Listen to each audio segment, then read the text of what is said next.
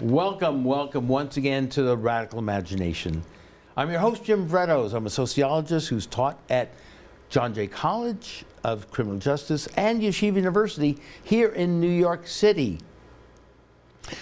Cornel West has argued that musicians could be the vanguard of the species. What he means is that human beings are able to develop and mature by keeping alive visions and witnesses of love, truth, beauty, and goodness. For that to happen, music and art has to be expressed in such a way that it's not some abstract disclosure or discourse, distinct from human experience, but it's something that's deeply felt at profound levels of our humanity. It can and should bring together the best of our humanity. It's in American music that you get George Gershwin playing black musical forms in his rhapsodies, that you get Charlie Parker listening to Stravinsky, because the music takes us higher, in the language of Sly Stone. It's that Jewish girl from Brooklyn, Barbra Streisand, hitting a high note that enacts a love for something grander than each and every one of us. It allows us to foster relationships that transcend all the pettiness that gets in the way of building healthy communities. Our guest today on the Radical Imagination is one of those individuals using his artistry and creative skills to do just that. Gregory Singer is an accomplished violinist from a renowned musical family who studied at Julliard and Indiana University School of Music. He's a seller, restorer, and appraiser of fine violins, and a conductor who is the founder and musical director of the Manhattan Symphony Orchestra. Maestro Singer and his orchestra have performed at numerous venues, including Carnegie Hall, Lincoln Center, Merkin Concert Hall, Bard Music, and the United Nations. They have performed on 6 tours of China and have been heavily involved in humanitarian and relief causes, and have performed at fundraisers for national and international disasters, including aid to Ukraine. Gregory is a composer of numerous well-received musical works and is an artist whose whimsical sketches and drawings, brimming with images of fantasy, transcendence, and promise, are gaining a wide audience of admirers. He's the author of a popular children's book entitled Spaceman's Adventures on the Planet Earth, in which a friendly spaceman comes to Earth and travels the world sightseeing and meeting people, reminding us, among other things, to wash our hands. Gregory, it is an honor and a blessing to have you here. So you're here to remind us to wash our hands. You're the vanguard, bringing about a better world and healthier communities. So beautiful, beautiful music that we've been listening to through various clips.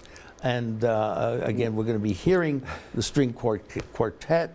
from your orchestra. So thank you so very much for being Thank here. you, Jim. I hope to be worthy of that You are. introduction. I mean, it sounds like I can do just about anything I want, artistically or musically, but You it can. was very kind. You mentioned some things, some highlights of my life, which I appreciate, and some very good times and big successes.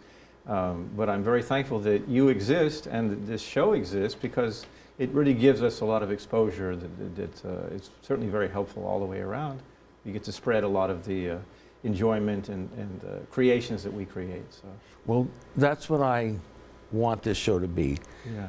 Those young quartet players are members of the Manhattan Symphony that I conduct, and they're very, very, very wonderful musicians, and they each have their own story, you know. But I'm sorry, I interrupted you. What were you going to say? No, that's okay. We're going to get into that. But Manhattan Symphony, you started that in 2005, right? Yeah. So that was well. We actually existed even before that. That's when we incorporated, which we needed to do in order to go to China. That was our first tour of China. But we did incorporate in 2005. So, let's start a major orchestra is something here. How did all well, this? That's interesting. You know, it's sort of organic. My father was a really fine musician. He was a conductor, so I grew up as a little kid listening to all the rehearsals and concerts. Jacques Singer. Jacques Singer was my father, and he was from Poland, right? From Poland originally. Yeah, so I'm the first generation immigrant to America from Poland, and he was in the Philadelphia Orchestra when he was 17 as a violinist, and Stokowski was the famous conductor of that day, of that time. And so for me, when it came time to put together an ensemble, it was very easy for me, very natural. I knew many great musicians, and somehow it literally happened organically. Because your father did that too. My father did that, but he had passed away already by that time. I see. Yeah, and, of course. And I was still very immature. I'm finally mature. I'm finally maturing. But I was able to put together my own orchestra. I wish I had been able to do so when he was alive, because I certainly would have let him conduct it. Oh, yeah. But he was gone at that point. Well, you wear his special. I wear his tails. Every time you perform, so he is there in a sense, and that's part of what this show is about. How you created such wonderful, beautiful music that transcends time in a sense. Thank you. And well, the music brings us together. The music really is sort of a testament or a statement from my life, and music comes really from within me that I've experienced in many different places in life, different countries, and with different kinds of people.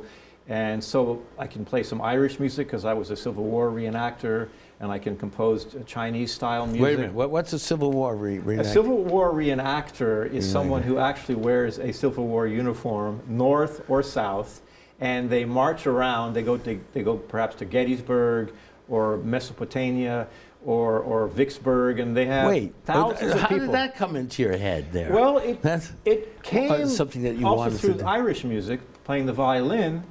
So they asked me to play the fiddle is something, and I met David Kincaid, who's the lead singer of the Irish Volunteers, and I ended up playing a lot of Irish music with him and around the campfire, and we marched around and did Napoleonic warfare type drills, and we moved in certain formations, and it was a lot of fun to be outside. This is Ireland, or he was here? I was a member of the Irish 116th Pennsylvania Irish Volunteers.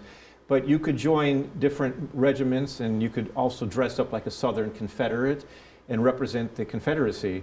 They carry flags, they march around, they do drills, and they camp out for a weekend here or there. And it actually is a lot of fun. I have not done it for a number of years, but I had my own musket and uniform. Okay, all right. And I was a Yankee, I was a Northerner. You were though I was born in Texas. You were born in Texas, yes, okay. But again... And I might have had relatives that actually fought on the side of the South. I don't know for sure, but it's possible on part of my family there were Southerners. But you're not Irish. I'm not Irish either, but I was given an Irish name, McGregor McSorley, when I played the Irish music, which I enjoyed very much. Yeah. So, okay, so that's the Irish. Then your father was Jewish, so some that's of correct. the old... So I know some Jewish music, and so what I was saying earlier is that my life story, for better or for worse, I found myself with many different kinds of people and different kinds of music, and suddenly, as a conductor, it became natural because of my father. And Pei Win, a violinist, asked me if I could accompany her with the Beethoven Violin Concerto, and I said, well, I guess so. And I began conducting that, rehearsing, and etc. And then Now, I mean, as an artist, doing some artwork and composing music, as I say, all of my different lives, wearing many different hats, so to speak, including a cowboy hat, I develop different characters. Not today, you're not Not wearing. today. No, Today I decided to go with a more modest derby. Modest derby, okay. I do have it like an Abraham Lincoln stove. Yes, and I have a cowboy hat. And that'll be in the next show, yes. So, okay. But so this is a way of you incorporating the experiences you were having in life. Right. In fact, it was a way of healing myself and healing perhaps others, but it was a way of instead of saying, oh, that was a hard part of my life, or I didn't enjoy that, or right. I began just going to the positive side, which was music. I played a lot of Broadway shows, and I played on the street in Paris, different locations. So in a way, I took all of these experiences in life that were good or bad, and I just put them into my music. And you were business manager for Judy Collins? Yeah, well, I was a road manager for Judy Collins. For a number of years, so that was a whole other I hired musicians, I hired bands, and traveled the world. I was on tour with different orchestras and things, and so I was with older people usually, and I enjoyed being with older people usually, and so I was a little wise from my young age, and now I just sort of transform everything into music or art, which is accessible to me. At least I can play the violin or draw a picture, and I do that also in my spare time. And the art is also something self-taught? Self-taught, yeah. I never studied art. I wish I did. Maybe I will, just to really develop my technique further. But generally, if I could develop my technique with art studies, it would be better. But a lot of people said, don't study anything. Just continue making progress with your own style. They recognize my style. They kind of like my style. And it's very eclectic. And we're showing clips. We're showing representations of your work at the beginning and end. I sent you a whole bunch of sort of eclectic works I did.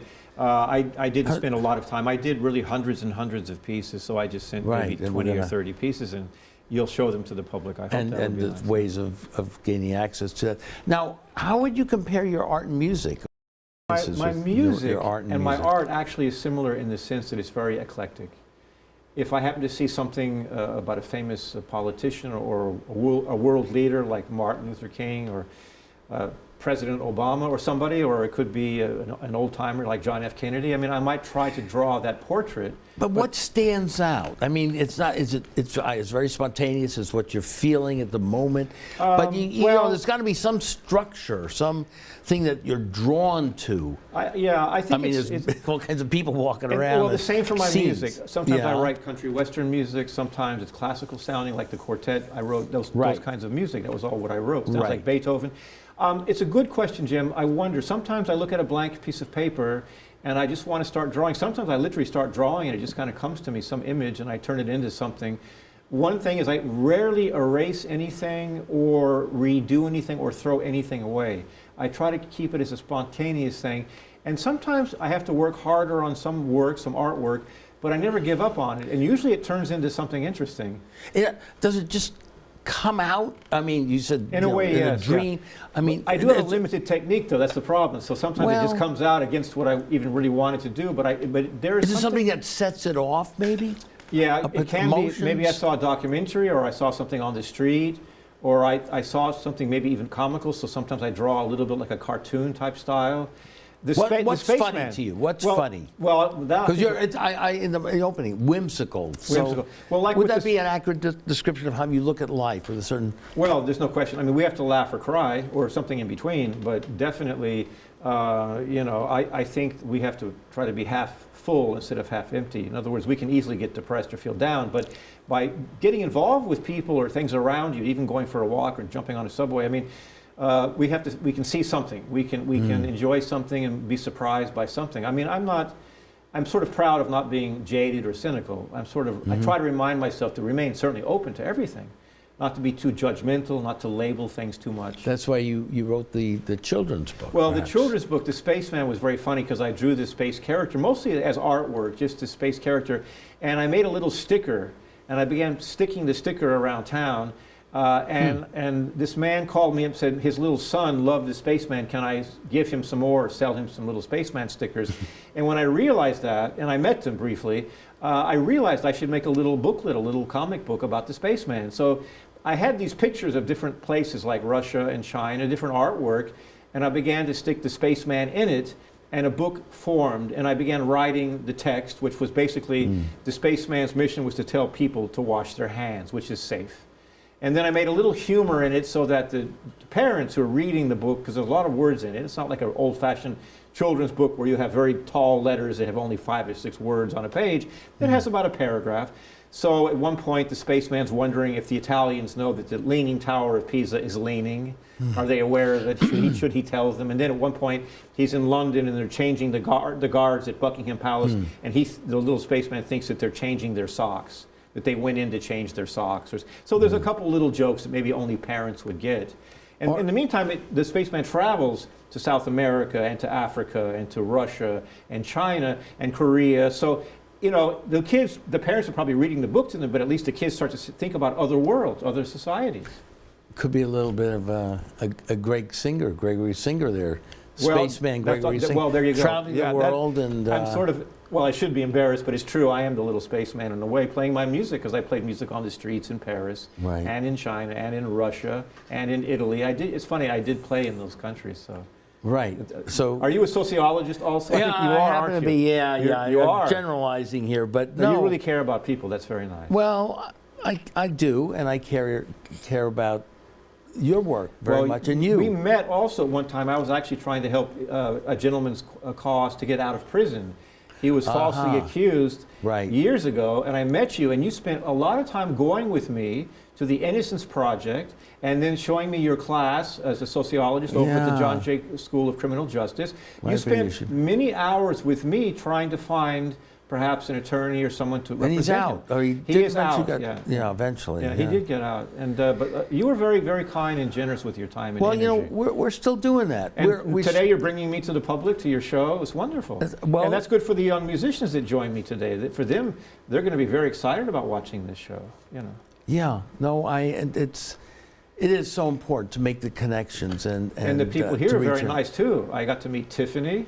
Who's a wonderful producer. She does everything, it seems. She runs the whole thing. Runs the whole show in a very nice way, very friendly. Yep. And no, but it's just lovely people are helping lovely people. They're proactive people. They're getting things done. So wonderful. And this is in counterpoint, to use a musical term there. I did take. I kind of know what that means. Yeah. I know you do. I'm trying to surprise you. I did take a course in counterpoint. I'm not surprised. Anyway, but counterpoint to the meanness, the uncivil way that so many of us are relating to each other. Yeah. So you mean the desperation of people these days? Desperation, frustration, meanness that permeates not only the world. I mean, the cruelty. It's kind of and that's what we're trying to transform here, and you are in a way. Yeah. It's funny. I may be confronted at times with some of those type of situations, but my first reaction is to kind of rebel or say I don't want to be controlled, unless it's a situation where a car is about to crash or someone's about to get hurt. I would step in and try to help, of course. But my first reaction, if someone is too judgmental or right away labeling me or labeling something, I might protest by, first of all, not joining that or giving respect to that vocabulary, and try to rebel like I'm just not part of that world. But on the other hand, that world does exist. I mean, there is a lot of desperation and suffering, and people have complaints. And maybe because of cell phones and technology, people are airing out their personal problems. And sometimes it's very legitimate, and sometimes they're just neurotic people that like to be half empty. And do you like feel the darkness of that world that's reflected? Absolutely, absolutely. But your music is pretty up, isn't it? Thanks to you finding a place to play. But you know, sometimes it's hard to find a sympathetic ear or people that know what you're doing when you play the violin or when you show your artwork. Some people are immediately competitive or feel left out or why they didn't practice or study the violin. And my general message is that people can question their own state of mind. And I give you an example for myself. I realize something, that whenever I choose to do something, I'm choosing not to do a lot of other things. So the fact that I don't speak other languages is my own fault, because I choose to watch sometimes maybe a baseball game, whether it's the Mets or the Yankees or the Jets or the Giants. But I actually could have made a decision to study French or Italian or some other language, maybe Spanish. But I didn't, and I don't. So I can't say, oh, I don't know how to speak it, or I never did. I could do it today. In fact, online, you can learn a lot of things, including the violin. See, or artwork. You and so I accept that. My laziness, fine. I don't call it laziness. I think a little bit our energies are similar in that we want to envelop ourselves as much as possible in life and the world. You just can't do it. You got to begin to focus. You know, the first step, anyway. The first step. Yeah. You know, and the excuse of having too much to do is a good excuse. And I actually find some difficulties because I want to do so many things even at once. Sometimes I have to do something for art and for music and for maybe teaching a violin. So where lesson. do you draw the line? It's hard. It's hard to do that. You got it. But I'm always wondering, am I going to evolve more into a musician or more of an artist or more of a as a violin teacher, for instance? You know, I don't know what I should focus on in a sense, but they say a jack of all trades, master of none. So you can do many things not so well, but frankly, I rebel against that. It gives me great pleasure to do artwork and to make music, and so I do it. And if people enjoy it, then I'm in the right place. You know. Well, I'm just, again, curious again from on your father's side, background. Of course, your mother was a concert pianist as well, right? Yes. She loved music. Christian. My parents both loved music. They loved music. I grew up when I was very tiny hearing great music in my house. Yeah. Now, we've just had the Jewish holidays. Now, and your father was from the older world. Well, his father was a rabbi. Now, and a cantor. That's where the name Singer must have come from. He was a great singer. So, what did you feel during that time, well, if anything? And would you be able to just pick up the violin here and play something Jewish? Yeah. Yes, I can. To answer your question, whatever that means. Yes, exactly. I felt the warmth of the Jewish people, the Jewish religion. I wish more people who were not Jewish would look into the Jewish religion. There are many sentimental, wonderful things about the Jewish people. For instance, there's an old adage, maybe it's in their religious books, that if you have had a horse bring your carriage or yourself to your house, you must feed and water your horse before you feed yourself. Mm-hmm. If you are taking eggs from a nesting bird, you must leave some eggs for the mother bird. Yeah. You don't take all of the eggs. These little things people don't know about the Jewish sentiments are very beautiful.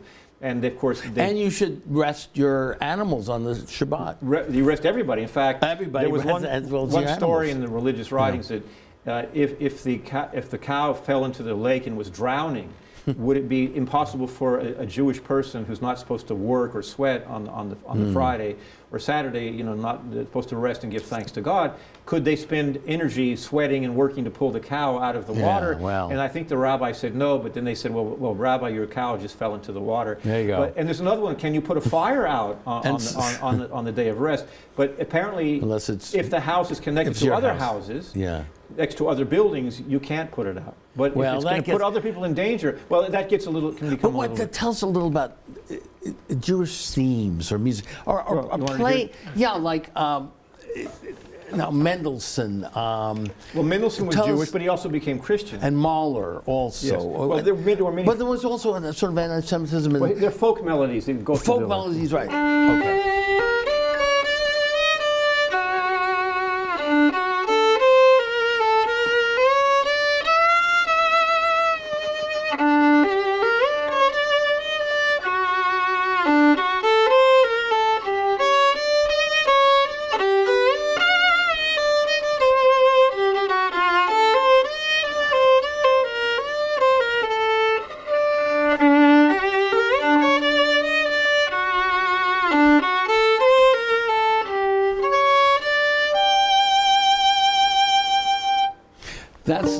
It's an old Jewish melody. That's the rabbi pulling the cow out of the stream.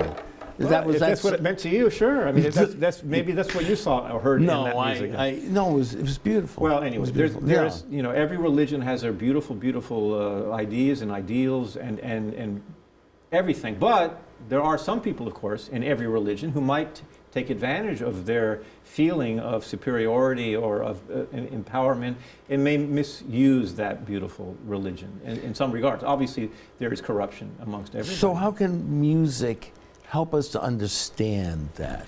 Well, music is actually quite pure. There many times even no words to the music. It's just a feeling. Can soften our hearts in a sense, or transcend it to love. Yeah, it could be a loving way of appreciating life and hearing something that reminds you of something.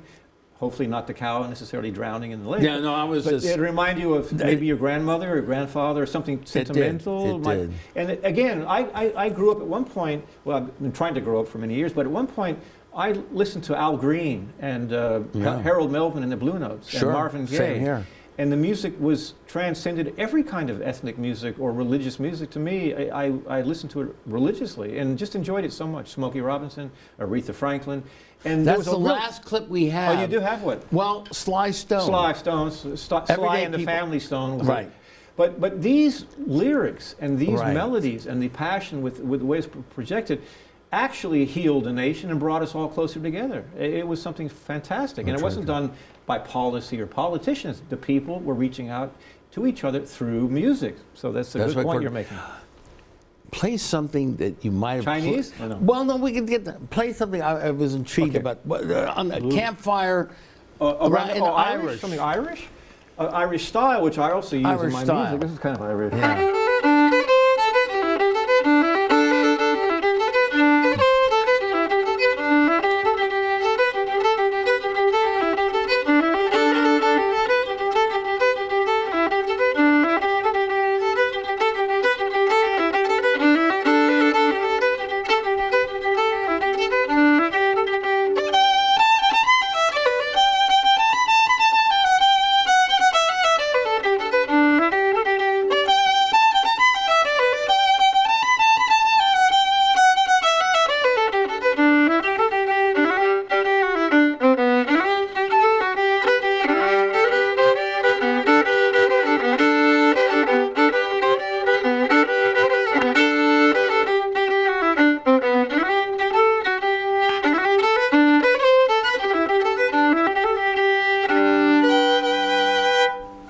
Bravo. Thank you.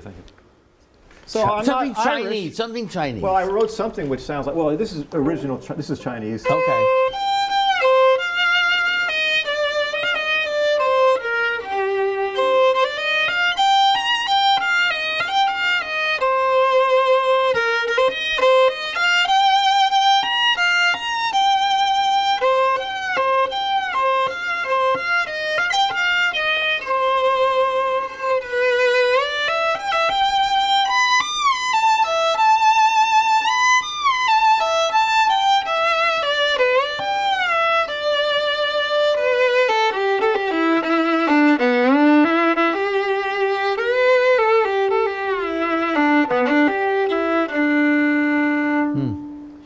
Second part I wrote myself, but the first part was a traditional traditional Chinese. I'm curious. Now, you have all these melodies from different cultures and ethnicities going around in your head. As you set up your orchestra, it's a very diverse orchestra. Do you try to how do you incorporate that ability that you have to other members of the orchestra, and so it becomes a beautiful experience for the audience? Well, that again is kind of an osmosis, although I'm not really sure what the word means, but it happens very organically, very naturally. First of all, there are some occasions we're playing for. It could be a disaster relief concert for 9/11, a memorial kind of processional, which I wrote some music for that. It can be something for an earthquake in the Philippines or somewhere else. It might be a New Year's performance of some sort. We did a concert for the Ukrainian-Russian conflicts and the needs on both sides of the line there, and raise money for them. But so therefore the program, but I do like to play cheerful things also. So, and I like to do a variety of music so that we really are entertaining the audience. Now, we don't play down to any audiences or do anything silly, but we do have a lot of fun. And I think the musicians are all there, especially over the years. We've found the really most wonderful musicians. And like those quartet members I had, they're really wonderful people from different backgrounds. You know, Nestor came from, Ukraine. Right. And I'm not sure where Alion came from. Ecuador. His name is Salvador. So he came from Ecuador. And Nicholas Pauly is very, I'm not sure where he came from, probably somewhere in America. Brooklyn. Carol Garden, that's America. I think, is Brooklyn in America? Well, it's like, it's what's not really. Kind of New York. How do you think, both your father and mother, I'm sorry, I know you lost your mother. Both of them, yes. I mean, I know. I have old age. But how do you think they might, if somehow they'd be in the room here listening listening to your music, how do you think they might respond to what you're trying to do as a musician? Because both of them love music so much, and what do you think they would say? My father was a conductor. He did conduct all over the world. But more of a classical, old, what would you say? More classical. Old most definitely, yeah. He was definitely European. Came from Poland. He spoke German and Spanish and French and. But he played the classics. He played mostly classics. Yeah. No, Did he wouldn't play any bluegrass or he wouldn't play any Chinese. No, but would he play some experimental or some of the? He did a lot of modern contemporary composers of that time. Absolutely. He was a champion. Open to that. He was a champion of a lot of composers that became famous today. In fact, a lot of the composers from South America and America. Yeah, a lot of their music he would promote. And a lot of great artists he would certainly share the stage with. But I think to answer your question, my mother and father at this point that I finally matured enough to be able to communicate a bit, and that my music has gotten better, and because when I was with them, when they were alive, I didn't compose much of anything or do much of any significant artwork. So why not? I think I'm a late bloomer, and it just took me a while to find myself and to not travel the world myself, but to get settled down a bit. I had a violin shop before the COVID problems, and so I was a little more sedentary, and I began to develop the music more so. But the orchestra has been always my love, and I've written music for it, and they're just from every age and background. And the one thing we have in common is they also love making music. And nowadays it's important because there's not a lot of places for an orchestra to exist. I mean, there's not a lot of concerts. And don't be modest, because I've been to your violin shop a number of times. We had our friend Eugene Fodor play there. So, he played a concert there. Yeah. But you also, you were so generous with the musicians. It was like a safe house, an open forum for musicians from around the country. Well, I gave them respect. You see, a lot of people want music to be done without paying them. You know, if you want a haircut, you pay the barber. If you want some food, you pay for it. But they always think, oh, we can hire this musician. Of course, many musicians play on the street for donations. So for some reason, I've seen churches do it, maybe synagogues, but I don't know for sure. But institutions, companies, individuals have a wedding people for weddings, they know they have to pay for music for weddings, it seems. That's accepted. But many times people have asked me to play for free or hire musicians for free, or can they do it for this or for less? And it always amazes me. And I've never been motivated by money, obviously, otherwise I'd be very rich. But dude, tell us about the financial strains, the burdens. I mean, they're terrible. If you're a creative person like yourself, and so many of the people that you've have helped in your orchestra and who are part of your orchestra. Tell us a little about how. Well, it's really a rather and with the pandemic and so on. It's difficult. First of all, musicians have to continue their trade. They have to continue working and developing. So they need to play. They need to make concerts. Right. So when they can't, they have to work as a waitress or waiter, or they have to get a job doing something else, maybe teaching a little bit. But they really need places to play. Now, I don't know. They have to survive somehow, but they really do suffer financially. And be consistently employed is great. Like an actor, if you have a movie or maybe a soap opera, you're employed, you're making great. If you're in the New York Philharmonic, something full-time, Broadway shows, you're doing pretty good. But if you don't work, if you don't have that job, which of course is a great majority are not, then you're on your own. Yeah. And so people should at least have a decency that when you want music for an occasion, it's good, first of all, to have live music. If you can, try to hire a human being to play the music and try to pay them at least decently. Yeah. Well, saying that, how have you been able to, or are you trying to get various venues for your? Well, that's a good question. orchestra? When I was a bit younger, I maybe subliminally always was interested in someone maybe being the big sponsor or big donor, or they had a concert hall somewhere or had some ideas. But I found for many reasons, many people to take that responsibility to help put an orchestra in performance takes a little bit of connections and some money, and you have to advertise, you have to pay the musicians, of course, and you have to have an audience, you have to promote, advertising. So, but we need a sponsor or a patron, and right now I've pretty much given up on that. Maybe this show will help. Your show is fantastic. You're helping a lot of artists, lots of musicians. It gets around that. But again, the corporate music world, which has taken over, corporations have taken over everything pretty much. Electronics also. Yeah, electronics. So let me just put my glasses back on. So in the face of that corporate sponsorship and the competition for money, which they just reopened David Geffen Hall. How many millions did they spend on that? Well, that's the thing. People who like to donate money also, they like to give money to famous places. To already the institute, like the Julliard School of Music or the New York Philharmonic, which is great. Yeah. Or Carnegie Hall, great. But it's people like myself, conductors in orchestras on the lower tiers, that are talented and gifted, who need a little help, a little hand. They will not get a lot of exposure that they donated, but to them, even a few $1,000s goes a very long way. With the very big locations, if they don't get an extra $500,000, they still have a $10 or $20 million budget or more. Yeah. For my orchestra, a few $1,000s means we play a concert or we don't play a concert. You know, I personally, wanted to pay these musicians today. Some refused, but they played. They shouldn't have played for free. Yeah. And otherwise, they're absolutely entitled to being paid something. That will come from my pocket, gladly. But those are little expenses. Had someone donated a few $100s to the orchestra or to me, I would have certainly paid the musicians a little better today, who loved coming on your show, by the way. They were very thrilled. Yeah. But if someone wants to give millions of dollars to the Carnegie Hall or Julliard School of Music or the Philharmonic, great. Yeah. But we're the ones who need a real chunk. To do a continuous series would be wonderful.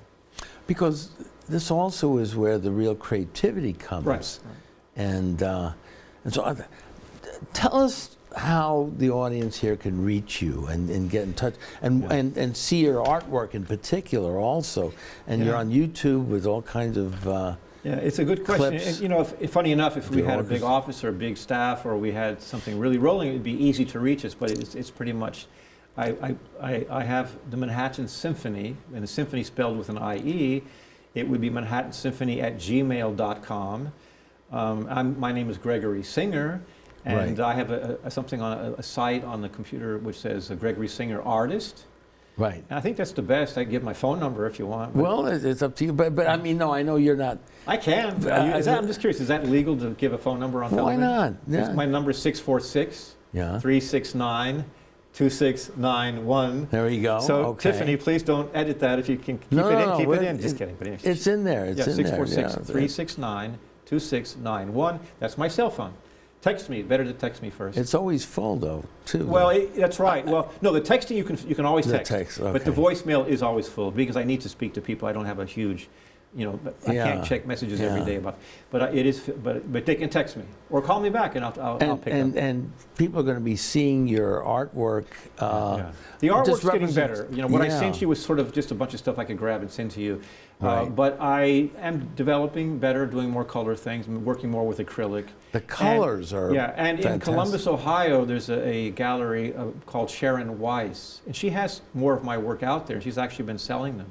So Sharon Weiss Gallery in Columbus, Ohio is a place you might contact also. Interesting. So you're big in Ohio. Well, I have that one nice little connection, and things are selling. So if somebody wants to sell my artwork, that's great. Believe me, it does. Isn't that the case with so much of art? It just there's sort a lot of of things happen. Well, I'm getting the word here that our show's coming to a close. We're finishing the. Can I take my hat off for a second? Because people told me wear the hat. Some said don't wear the hat. Well, so just for some people who are curious, this is me without my hat. Without the hat, and then put it back on. My hair's a little smushed down, That's but anyway, okay. that's me. That's okay. For better or for worse. Maybe worse. you can send in a message and tell them whether they like the hat on or off. Absolutely. And next show, we'll do another show. You'll bring the cowboy hat or my stogie, whatever you call it. Not a stogie, whatever it is. The stovetop. Stovetop. No, that's the stuffing. No, Stuffing. Whatever it is, the Lincoln. Turkeys. Anyway, well. Pumpkins, whatever. But Jim, Happy you're Halloween. great. I want to make sure I do thank you. And thank you Tiffany, so very, very much. You're a patron of the arts. You support the arts. I know you love people. I love you really are real. My mother played the piano, and you've done great things. Well, thank you. Really lucky and privileged to be on your show. Really appreciate it. Same here. And I want New York to recover and people to be happy. Everyone recover. Absolutely, absolutely. And with your music and your energy and joyfulness, we're doing that. Thanks very much. So thank you so very, very much again, Greg. And thank you so very, very much for watching us here on the Radical Imagination. This is Jim Freddos, Gregory Singer here. Gregory Singer, my dear friend and comrade. We'll see you again next week on the Radical Imagination. Hello, ladies and gentlemen. We are members of the Manhattan Symphony String Quartet, and we're going to play you some music that I wrote, and I wanted to briefly introduce my musicians for you. We have Alian Salvador here. Did I pronounce that correctly, Alian? Yeah. Alian Salvador. And we have Nick Pauli, who actually arranged a lot of my music, and quite a wonderful violist and arranger. And Nestor Zabriskie from Ukrainian heritage. He's an immigrant, or maybe first generation from Ukraine, playing the cello. And this piece is called Northeast Southwest.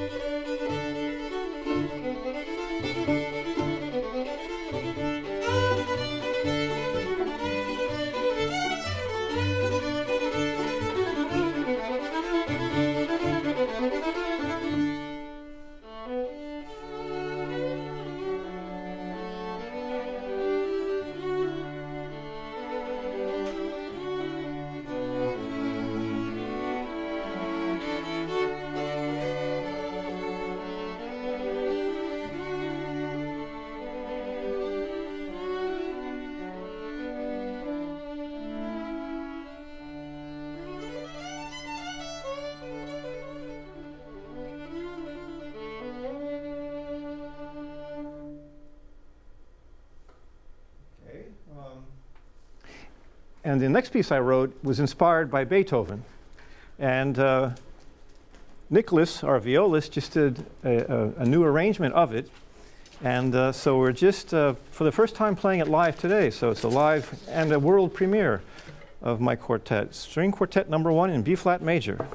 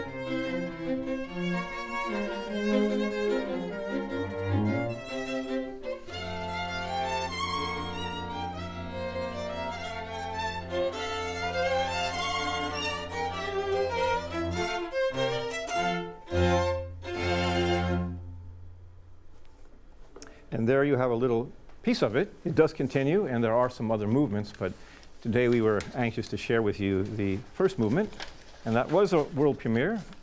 And I want to thank Andrew von Gutfeld for doing one of the arrangements, and for Nicholas Pauly for doing the final arrangement, which we enjoyed today very much. And now we'll play you another song, which I wrote actually a few years ago, called the Central Park Waltz.